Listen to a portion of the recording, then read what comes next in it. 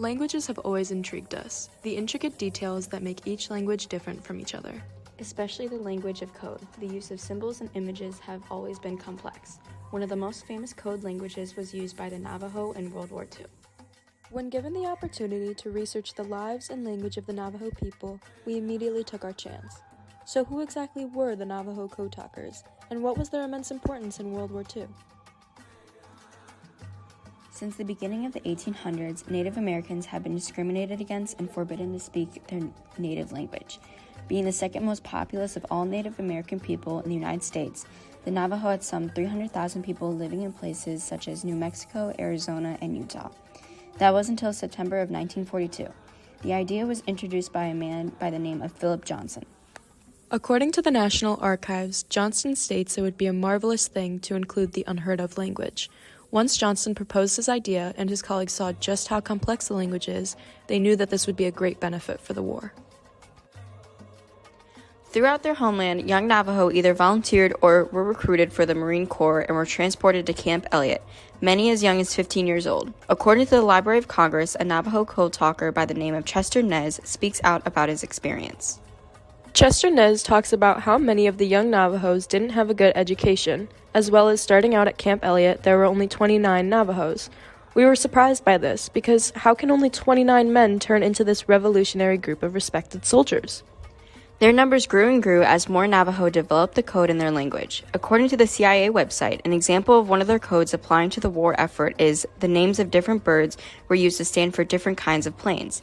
The initial code consisted of 211 vocabulary terms, which expanded to 411 over the course of the war. In terms of recruitment, Navajo men had to meet certain requirements to join the Marine Corps in their efforts in the war. First, they had to be fluent in both Navajo and English. Second, they had to be between the ages of 17 to 30 years old. And finally, it was mandatory to pass basic training.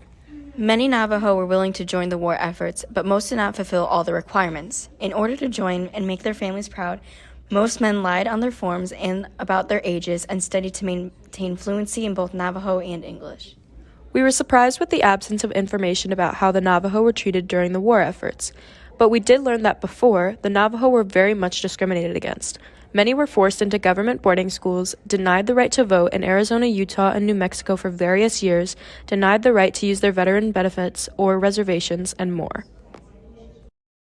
And after, the Navajo's heroic efforts were hidden away from the public for a number of years. The information was considered to be top secret, and they were warned about talking about their contributions to the war.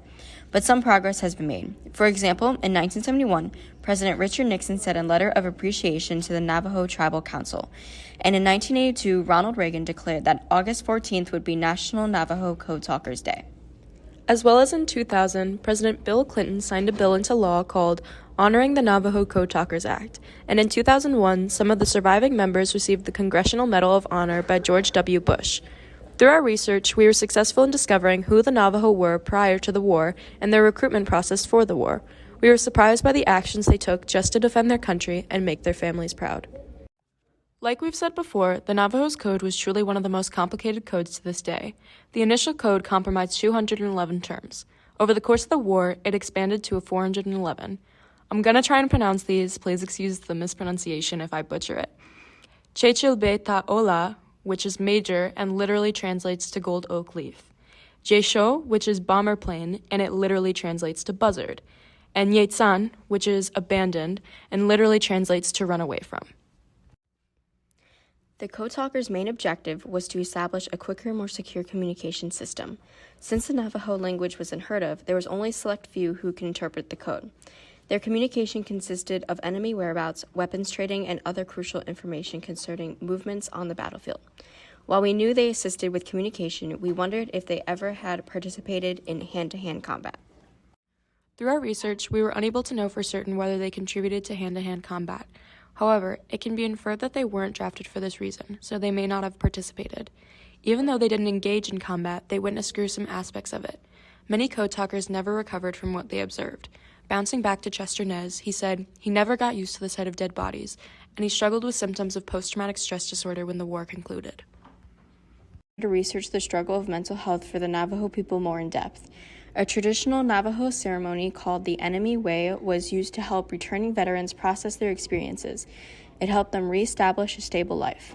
After their sacrifice and contribution in the war, foundations have been set up to assist indigenous people living on or near Navajo nations.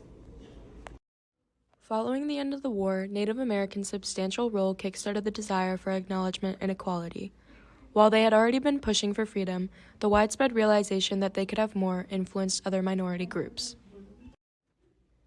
This ignited the civil rights movement just 9 years after the end of World War II and the push for women's equality. Without the Navajos' contributions to the war, thousands of lives would have been lost. In conclusion, the Navajos' impact had a ripple effect on future generations to come. Their unbreakable code had a substantial influence on the communication system and altered the course of the war.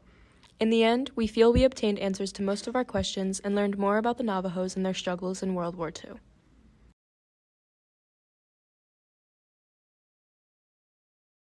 This is basically your key, so you have to scroll through and figure out what this says.